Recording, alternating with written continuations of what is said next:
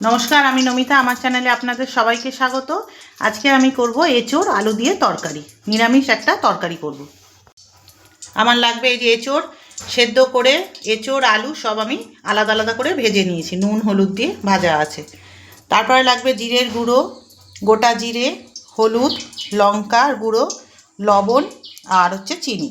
আর এখানে লাগবে সর্ষের তেল, এখানে কাশ্মীরি লঙ্কার গুঁড়ো, তারপরে গুঁড়ো গরম মশলা, আদা বাটা, ঘি, তেজপাতা, শুকনো লঙ্কা আর হচ্ছে গরম মশলা, গোটা গরম মশলা, এলাচগুলো ফাটিয়ে নিয়েছি, টমেটো, কুচানো টমেটো আর কাঁচা লঙ্কা। এই লাগবে আমার এঁচোড়ের তরকারি করতে। একটা বাটিতে আমি মশলাটা রেডি করে নেব। 1 চামচ আদা বাটা, 1 চামচ আর অল্প লাগবে, 1.5 চামচ হলুদের গুঁড়ো দেবো,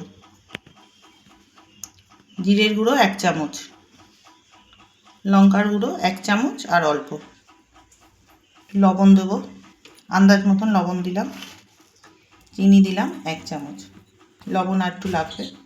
জল দিয়ে মশলাটাকে রেডি করে নিলাম। দিয়ে এবার তেলটা গরম হয়ে গেছে, আস্তে আস্তে করে আমি সব দিয়ে দেবো। গরম মশলা, এলাচ, লবঙ্গ, দারচিনি আর শুকনো লঙ্কা আমি ফোড়ন দিয়ে দেবো। ভাজা হয়ে যাবে, তেজপাতাটাও দিয়ে দিলাম আর কুচানো টমেটোটাও দিই।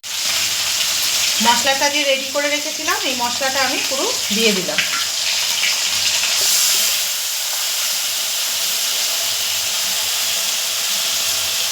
অল্প একটু বাটি ধোয়ার জলটাও দিয়ে দিলাম। মশলাটা এবার খানিকক্ষণ হবে। চেরা কাঁচা লঙ্কাগুলো দিয়ে দিলাম।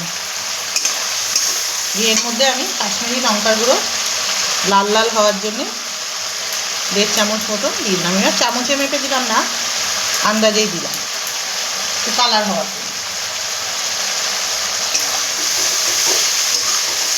আমি মশলাটা কষানো হয়ে গেছে, এবার আমি এঁচোড়গুলো, যে ভাজা এঁচোড়গুলো ছিল, আলু আর এঁচোড়টা আমি আস্তে আস্তে সব দিয়ে দেবো।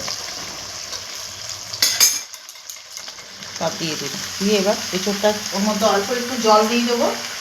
দিয়ে এবার মশলা দিয়ে অনেকক্ষণ ধরে, প্রায় 8 মিনিট ধরে কষবো।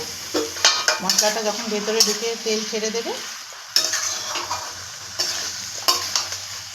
হয়ে গেলে আমি আবার আসছি। আমাদের বাড়িতে এঁচোড়ের তরকারি শুরু হয়ে গেল। গরম পড়তে না পড়তেই গাছের এঁচোড় কার না ভালো লাগে, একদম কচি এঁচোড়, আমাদের কেনা না, এই এঁচোড় পুরো বাড়ি। কার কার বাড়িতে এঁচোড় গাছ আছে বলবেন। কষানো হয়ে গেছে, এই যে তেল ছেড়ে দিয়েছে, এবার আমি জল দেবো। জলটা কিন্তু গরম জল দিতে হবে, যে কোনো রান্নায় গরম জল দিলে আলাদাই টেস্ট আছে।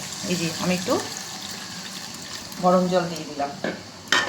এবার এটা খানিকক্ষণ হবে, আবার আমি একটু পরে আসছি। রান্না আমার হয়ে এসছে, আর একটুখানি হবে, তাহলেই আমার এঁচোড়ের তরকারি হয়ে যাবে। আমি বাটিতে তুলে নিয়েছি, এবার আমি এর মধ্যে ঘি দিয়ে দেবো। 2 চামচ ঘি দিয়ে দিলাম। দিয়ে এর মধ্যে আমি গরম মশলা দিয়ে দেবো, গুঁড়ো গরম মশলাটা দিয়ে দেবো, বেটেও দেওয়া যায়, আমি গুঁড়োটা দিলাম। ভালো লাগলে লাইক, কমেন্ট, শেয়ার, সাবস্ক্রাইব করবেন। টাটা।